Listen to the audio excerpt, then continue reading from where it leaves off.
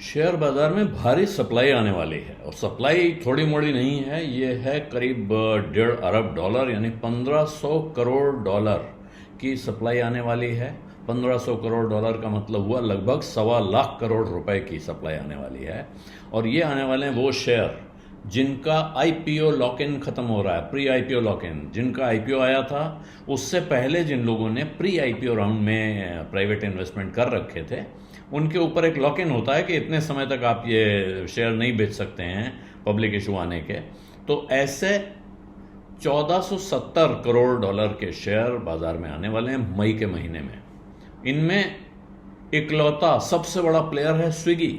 Instamart और तरह तरह की सप्लाई चला रहा है। स्विगी फास्ट फूड का fast service, quick service delivery का बड़ा भारी प्लेयर है और उसका लगभग 7 अरब डॉलर, सिर्फ 700 करोड़ डॉलर सिर्फ स्विगी का रिलीज होगा बाजार में बिकने के लिए। जाहिर है ये 1.25 लाख करोड़ रुपए की सप्लाई आएगी, तो इस सप्लाई को कंज्यूम करने के लिए पैसे लगेंगे।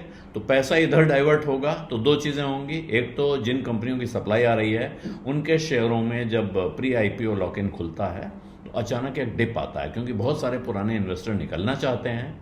नए लोग देखते हैं बड़ी सप्लाई आ रही है तो दाम गिराना चाहिए, सस्ते में ले लें। तो ऐसे में वहाँ एक तगड़ा झटका लगता है।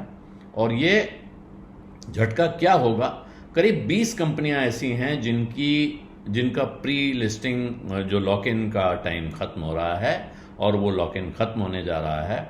कुल मिला के उन 20 कंपनियों के 1470 करोड़ डॉलर के शेयर बाजार में आ जाएंगे। ये नुआमा ने रिसर्च करके निकाला है, मतलब रिसर्च किया है इसमें, लेकिन उन्होंने डेटा जमा कर रखा है नुआमा इंस्टीट्यूशनल लिक्विडिटीज ने।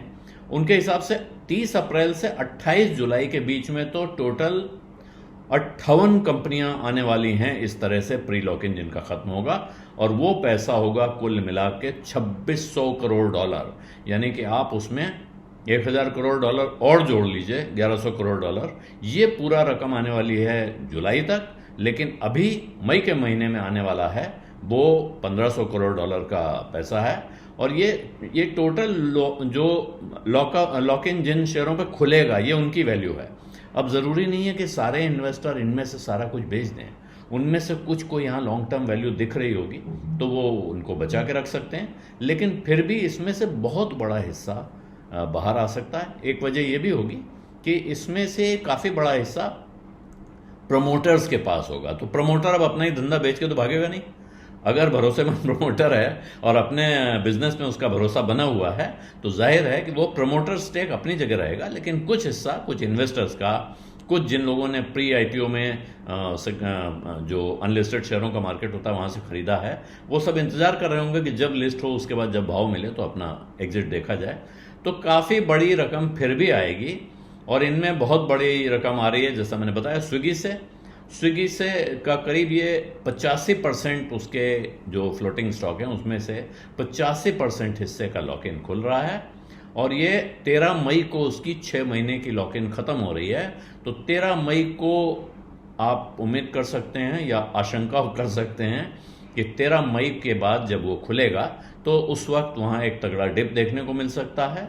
और इसमें प्री आईपीओ शेयर होल्डर्स बड़े बड़े हैं, जिनमें जेएम फाइनेंशियल की तरफ से ये आशंका जताई गई है कि कुछ बाजार में स्पेकुलेशन चल रहा है कि ये जो प्री आईपीओ में जिन लोगों ने पैसा लगाया था उनमें से कुछ बड़े खिलाड़ी बाहर निकल सकते हैं।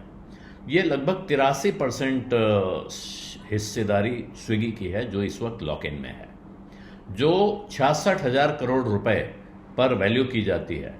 तो अगर इसमें से मान लीजिए सिर्फ 15% ही बाजार में निकलेगा इमीडिएटली, तब भी जो रकम लगती है तो वो आएगी लगभग 12,000 करोड़ रुपए की।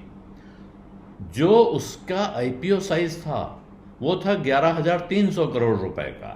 तो जो स्विगी के आईपीओ के समय जितना पैसा उसने कंज्यूम किया, लगभग उससे ज़्यादा पैसा वो इस वक्त कंज्यूम करेगा अगर ये लॉक इन में इतना सिर्फ 15% हिस्सेदारी भी बाजार में आ जाती है लॉक इन खुलने के बाद। इसके अलावा जो और कंपनियां हैं वो हैं doctor Agarwal Health Care, Ajax Engineering, Hexaware Technologies और क्वालिटी पावर इलेक्ट्रिकल्स, जिनका 3 महीने का लॉक इन खुल रहा है। एक 3 महीने का लॉक इन खुलता है, फिर 6 महीने का खुलता है।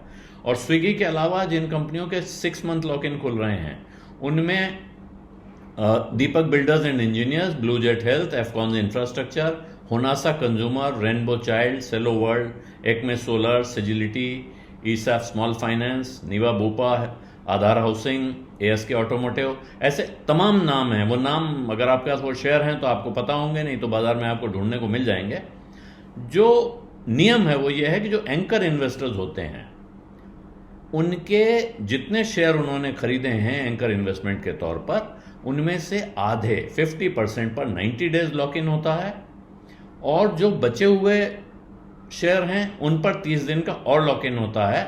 तो ये कुल मिला के ये एंकर इन्वेस्टर्स के लिए है, आधा 30 दिन, आधा 90 दिन, और बाकी इन्वेस्टर्स जो हैं उनके लिए 6 महीने का लॉक इन होता है। जिन्होंने एंकर इन्वेस्टमेंट नहीं किया, एंकर के अलावा जो इन्वेस्टर्स हैं उससे पहले लिया है या उसके बाद लिया है, वो 90 दिन का 6 महीने का लॉक इन लेके रखते हैं। एंकर इन्वेस्टर्स 30 और 90 दिन के लॉक इन में निकल जाते हैं। और प्रोमोटर्स के पास उन पे ये पाबंदी है कि वो 18 महीने तक अपने शेयर रखेंगे अगर उनका जो एलोकेशन है वो इशू के बाद बनने वाली पेड अप कैपिटल का 20% तक है। और अगर ये 20% से ज्यादा है तो फिर ये लॉक इन गिर के आ जाता है 6 महीने पर। तो ये बड़ी सप्लाई मार्केट में आएगी। इस सप्लाई का असर क्या होगा ये तो उसी दिन देखने को मिलेगा, लेकिन अब तैयारी का वक्त है। अगर आप सोच रहे थे कि इन शेयरों में हमने उस वक्त पैसा नहीं लगाया, अब कब मौका मिलेगा, तो शायद वो मौका सामने आ रहा है जिस दिन ये लॉक इन खुलता है। उस वक्त नए इन्वेस्टर्स को घुसने का, पुराने इन्वेस्टर्स को निकलने का मौका मिलता है। साथ ही ये नए इन्वेस्टर्स के लिए, अगर उनको इस कंपनी के फ्यूचर पर, इसके बिजनेस मॉडल पर भरोसा है, तो उनके लिए एंट्री का वक्त भी होता है। बिजनेस में आज इतना ही। अब इजाजत दीजिए। धन्यवाद, नमस्कार।